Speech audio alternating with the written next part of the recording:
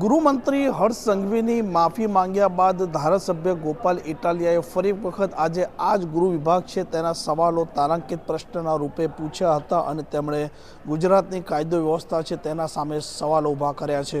વૈષ્ણવજન તો તેને કહીએ જે પીડ પરાઈ જાનાને રે.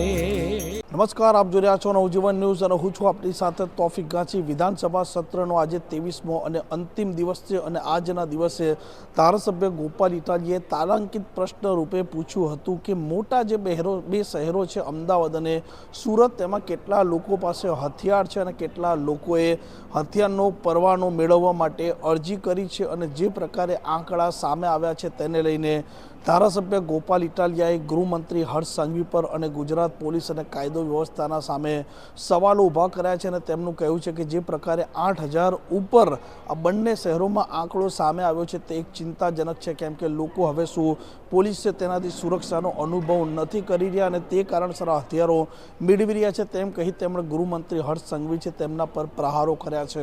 આજે વિધાનસભામાં છેલ્લો દિવસ છે, 25મી માર્ચ 2026નો દિવસ.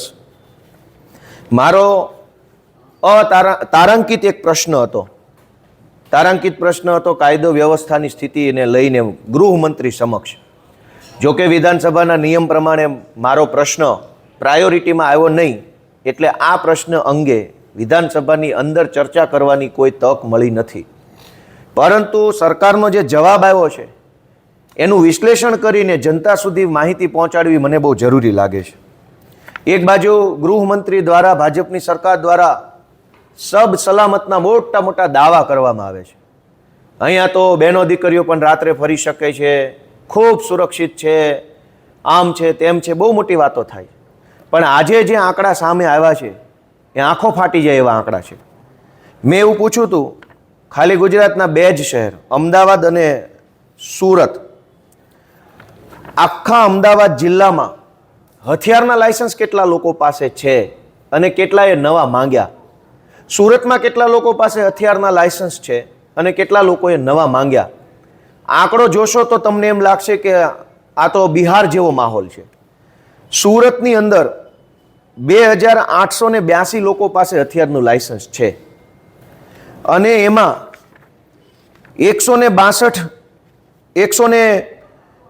185 કરતાં પણ વધુ લોકોએ હથિયારનું નવું લાયસન્સ માગ્યું છે. અમદાવાદની અંદર 5,231 લોકો પાસે હથિયારના લાયસન્સ છે અને બીજા 350 જેટલા લોકોએ નવા હથિયાર લાયસન્સ માગ્યા છે. એટલે અમદાવાદ અને રાજકોટના મળીને 8,000 કરતાં પણ વધુ લોકો પાસે હથિયારના લાયસન્સ છે અથવા માગ્યા છે. એનો અર્થ એવો થયો કે હવે લોકોને રાજ્યની સરકાર ઉપર, કાયદો વ્યવસ્થાની સ્થિતિ ઉપર, પોલીસ તંત્ર ઉપર કોઈ વિશ્વાસ નથી. દરેક માણસ એવું ઈચ્છે છે કે હું પોતે જ રિવોલ્વર લઈને ફરું, કેમ કે પોલીસ કે સરકાર નહીં બચાવે. કમર ઉપર રિવોલ્વર હશે તો 2 ભડાકા કરવા થશે. આ કેટલી ખરાબ પરિસ્થિતિ કહેવાય રાજ્યની, કે 8,000 લોકો ખાલી 2 જ જિલ્લાઓમાં, સુરત ને રાજકોટની જ વાત છે, ભાવનગર, અમરેલી, મોરબી, સુરેન્દ્રનગર તો બધું વાત જ જવા દો. 8,000 કરતાં વધુ લોકો રિવોલ્વરો લઈને ગુજરાતની રોડ ઉપર ફરે છે. શું કામ? કેમ કે એમને સરકાર ઉપર વિશ્વાસ નથી, એમને ભય છે. એટલે એ પોતે પોતાની સુરક્ષા કરવા માટે થઈ અને સરકાર પાસે સ્વરક્ષણ હથિયાર માગ્યું. અવડી મોટી સરકાર બેઠી હોય, અવડું મોટું ગૃહ મંત્રાલય હોય, અવડા મોટા મોટા એકદમ ગૃહમંત્રી હોય, રાજ્યના પોલીસ હોય, SRP હોય, હોમગાર્ડ હોય, crime branch, SOG, CID, cyber crime, આટલું બધું હોવા છતાંય છેલ્લે માણસે તો પોતાના રક્ષણ કરવા માટે બંદૂકો લઈને જ ફરવાનું. તો સરકારનો મતલબ શું વધ્યો જો દરેક માણસે પોતે પોતાની રિવોલ્વર લઈને ફરવું પડતું હોય તો? અને ધારો કે સ્વરક્ષણ જ બધાએ કરવાનું હોય તો 5,000 લોકો જ શું કામ? 8,000 લોકો જ શું કામ? આખા ગુજરાતને રિવોલ્વર આપી દે હર્ષ સંઘવી કે બધા રિવોલ્વર લઈને ફરો, જ્યાં ડખો થાય ત્યાં ભડાકા. મિત્રો, કાયદો અને વ્યવસ્થાની કથળેલી સ્થિતિનો ચિતાર આજે આ પ્રશ્નના જવાબમાં સરકારે આપ્યો છે. અત્યંત દુઃખ સાથે ગુજરાતની જનતાને જણાવવું છે કે ગુજરાતમાં અંદાજે 8,000 જેટલા લોકોએ હથિયારો લઈને ફરવું પડે છે.